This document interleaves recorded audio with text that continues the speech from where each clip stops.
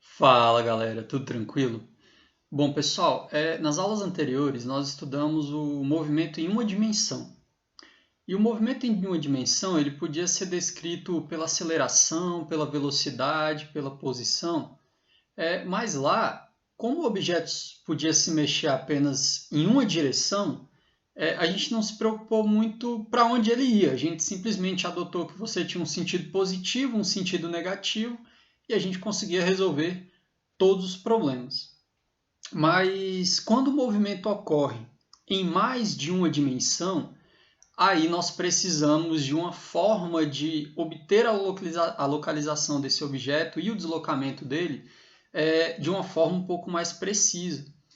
E somente números, somente a álgebra comum utilizando números, ela não é suficiente para realizar essa atividade.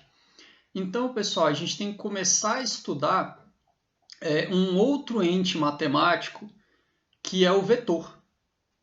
Porque quando a gente estuda física, nós nos deparamos com o estudo de grandezas físicas. Essas grandezas físicas, elas são divididas em dois tipos. Elas podem ser escalares, que foram basicamente as grandezas que nós trabalhamos até agora. A gente trabalhou sempre com a natureza escalar da velocidade, com a natureza escalar da aceleração e assim por diante. Só que essas grandezas físicas, a velocidade, a aceleração e o deslocamento, na verdade, elas são grandezas vetoriais. Então, nós precisamos começar a entender como realizar operações com essas grandezas vetoriais, beleza? Qual é a diferença? Bom, as grandezas escalares, pessoal, elas ficam muito bem definidas apenas pelo valor numérico acompanhado da unidade. Então, grandeza escalar fica bem definida com o número e a unidade. Por exemplo, a minha massa, quando eu digo que a minha massa é de 70 quilogramas, eu não preciso dizer 70 quilogramas para algum lugar. O valor numérico 70 e a unidade quilogramas já passa toda a informação necessária para você entender o que está acontecendo em relação à grandeza que é a minha massa. Uma outra grandeza física que é escalar é a temperatura. Quando eu pergunto a temperatura para alguém e você me diz, sei lá, 25 graus Celsius, quando você está me dando o valor numérico 25 e a unidade, graus Celsius, que nesse caso não é nenhuma unidade, na verdade é uma escala, mas serve para a gente nesse momento, fica bem definido. Você sabe que são 25 graus Celsius e não precisa dizer para onde é esses 25 graus Celsius. Está bem definida a temperatura. Quando a gente trabalha com grandezas vetoriais, só o valor numérico e a unidade não são suficientes para deixar esse negócio bem definido. A velocidade, ela é uma ideia nesse sentido. Quando nós trabalhamos com movimento em mais de uma dimensão, a velocidade não fica bem definida só com o valor numérico e a unidade, ela precisa de mais informação. Por exemplo, eu posso dizer que eu vou sair aqui da minha cadeira correndo com a velocidade de 20 metros por segundo. Aí uma pergunta que você poderia fazer é, beleza, você vai sair correndo com uma velocidade de 20 metros por segundo, mas para onde?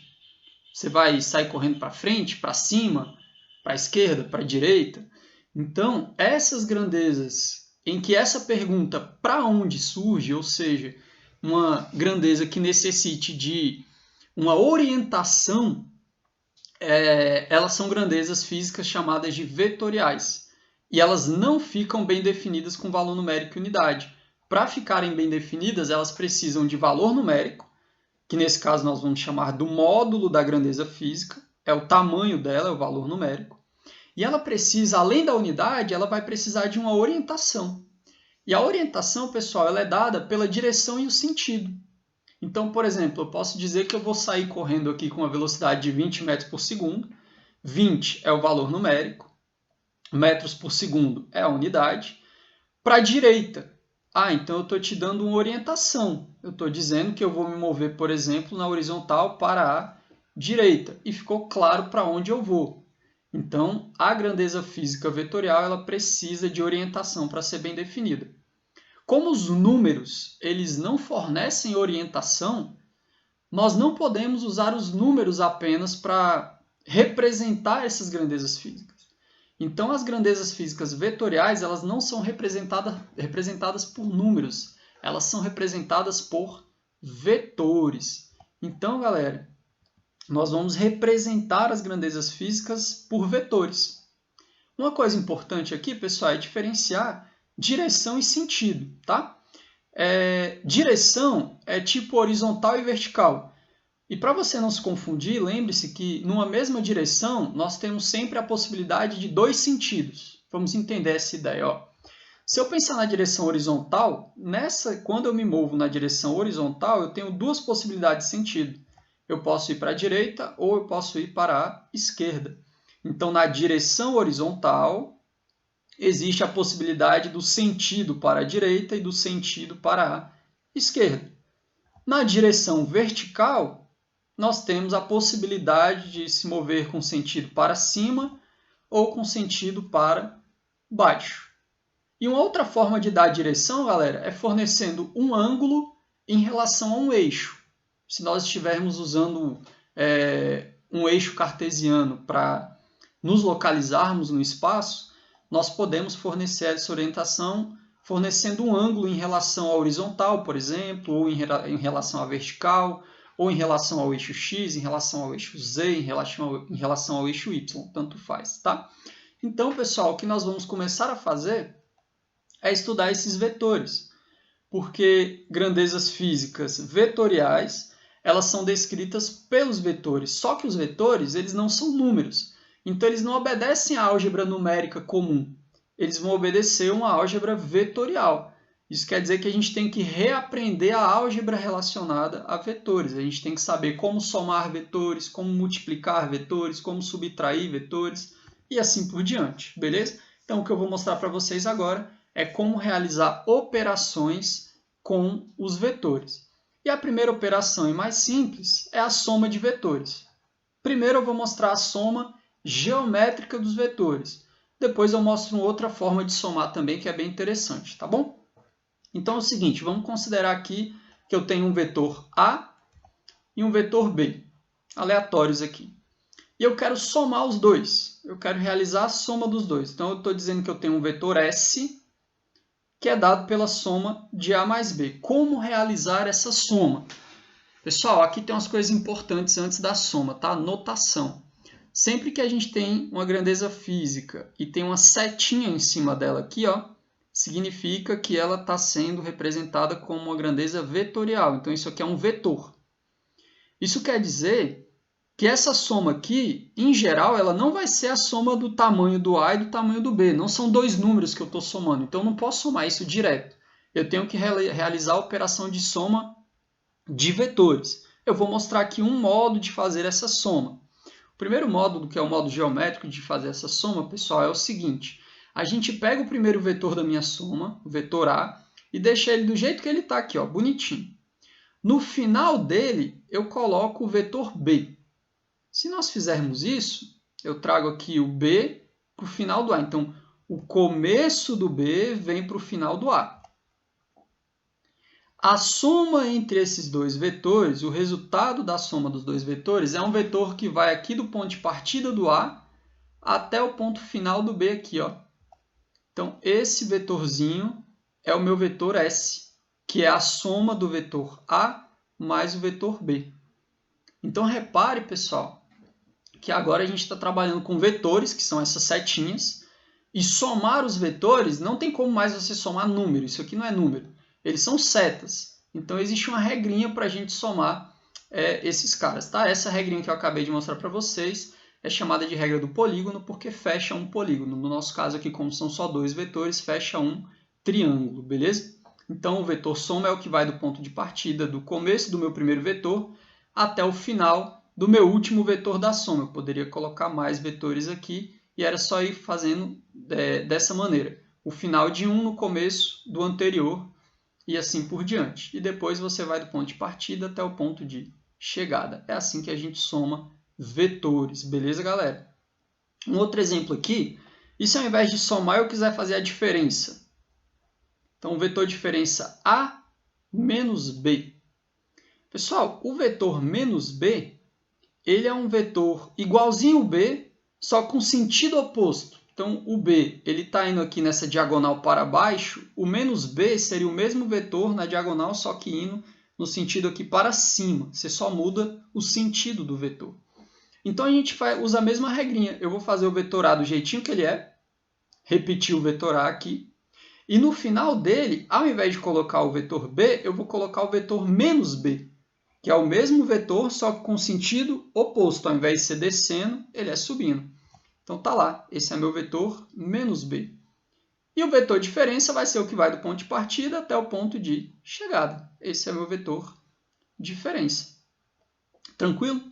Se nós fizermos agora o B menos o A, aí a gente tem uma mudança de sinal, quer dizer que vai mudar o sentido. Olha só a ideia. Se nós fizermos o vetor B menos A, aí a gente vai pegar o B do jeitinho que ele é, e no final dele vai pôr o menos A. Ó, o A ele é subindo 3 e indo 5 para a direita. No caso, o menos A ele vai descer 3 e ir 5 para a esquerda. Você muda o sentido. Está aqui o menos A. Ó. E o vetor diferença aqui, no caso, oposto do D, né, é o que vai do ponto de partida até o ponto de chegada. Repare que quando eu mudo A menos B e B menos A, eu obtenho o mesmo vetor. Reparem que esses dois vetores eles são iguais, a menos o sentido, né? Menos o sentido, eles têm sentidos opostos. Então, são vetores de mesmo tamanho, na mesma direção, com a mesma inclinação, né? Só que com sentidos opostos. O vetor diferença está apontando para cima e o menos D aqui, a outra diferença, está apontando aqui para baixo. Beleza, pessoal? Então, é assim que a gente soma vetor de maneira geométrica. Tá, professor, mas como que eu vou descobrir o tamanho desse cara? Pessoal, quando a gente usa a soma geométrica de vetores, o tamanho do vetor soma a gente encontra usando geometria. Então, por exemplo, aqui, dependendo das informações, a gente poderia usar um Pitágoras, ou a gente poderia usar uma lei dos cossenos, ou qualquer operação geométrica que nos permita obter o tamanho desse vetor soma ou desse vetor diferença. Aqui, por exemplo, nós poderíamos fazer um Pitágoras com esse triângulo aqui. Então, para enxergar direitinho como que a gente consegue obter e caracterizar um vetor soma, vamos fazer um exemplo aqui. Ó. Primeiro exemplinho aqui. Dado esses dois vetores, A e B, coloquei uma escala aqui no quadradinho para a gente dar um exemplo numérico. E ele diz o seguinte, são dados os vetores A e B na figura abaixo, está aqui os dois vetores. Ele quer que eu determine o módulo e a orientação do vetor soma, que é o vetor A mais B. Então, pessoal, a gente vai fazer igual a gente fez no slide anterior. No final do A, eu coloco o começo do B. O vetor soma é o que vai do ponto de partida até o ponto de chegada. E eu quero saber o tamanho desse cara. Como aqui eu estou colocando o quadriculado como apoio, e cada quadradinho está me dizendo que equivale a 1 metro, nós podemos usar algum artifício geométrico para achar o módulo e o tamanho desse vetor. Pessoal, o módulo é o tamanho do vetor. Beleza? Bom, o que eu fiz aqui foi pensar nesse triângulo aqui. Ó. Eu tenho esse lado e eu fecho um triângulo com essa horizontal. Então, aqui eu tenho um triângulo retângulo, né? Eu tenho um triângulo retângulo cujo lado vertical aqui é de 2 metros e o lado horizontal vale 11 metros. Só contar os quadradinhos aqui. Ó. Esses valores aqui eu obtive contando quadradinho, beleza? E agora a gente pode fazer um Pitágoras, né? O tamanho da diagonal ao quadrado vai ser igual a esse tamanho ao quadrado, mais esse tamanho ao quadrado. Então, a gente arrumou um artifício geométrico aqui para descobrir o tamanho, o módulo do vetor soma do vetor S. Então, olha lá. Ó. O S ao quadrado, que é a hipotenusa, né? Ele vai ser igual a 2 ao quadrado mais 11 ao quadrado, só fazer a continha. 4 mais 121. Isso aqui dá 125. Tira a raiz, que a gente tem mais ou menos 11,2. Pessoal, o valor negativo a gente não considera porque a gente está trabalhando aqui com figuras geométricas. Né? Não faz muito sentido um comprimento negativo aqui para a gente. Então, a gente usa só a raiz positiva, tá bom? Como solução do nosso problema. Então, o tamanho desse cara é de aproximadamente 11,2 metros. Bom, pessoal, então nesse exemplo dá para a gente enxergar direitinho como que nós somamos vetores e qual é a forma geométrica que nós temos para encontrar o módulo do vetor soma ou de qualquer outro vetor. Nós poderíamos usar Pitágoras para descobrir o módulo do vetor A, o módulo do vetor B e assim por diante, tá? Então não tem muito mistério. a gente pode usar essa ideia para encontrar o módulo de qualquer vetor. Existe um outro exemplo, dois outros casos, ou alguns casos, em que isso aqui fica um pouco mais simples, que você não precisa usar nem o Pitágoras, que é o caso em que esses vetores estão na mesma direção. Então vamos pegar aqui, por exemplo, quando os dois vetores estão na horizontal. Nesse primeiro exemplo aqui, eu vou somar os dois vetores que estão apontando no mesmo sentido. A gente tem aqui o vetor A com 5 unidades para a direita e o vetor B é um vetor horizontal com 6 unidades para a direita. Então, usando o método polígono que eu acabei de mostrar para vocês, a gente vai pegar o vetor B e vai colocar no final do vetor A. Então, trouxe aqui o vetor B para o final do A. No final do primeiro, o começo do segundo. Beleza, pessoal? Sempre dessa maneira. E aí o vetor soma é o que vai do ponto de partida até o ponto de chegada. É esse cara aqui, ó, vetorzão grandão.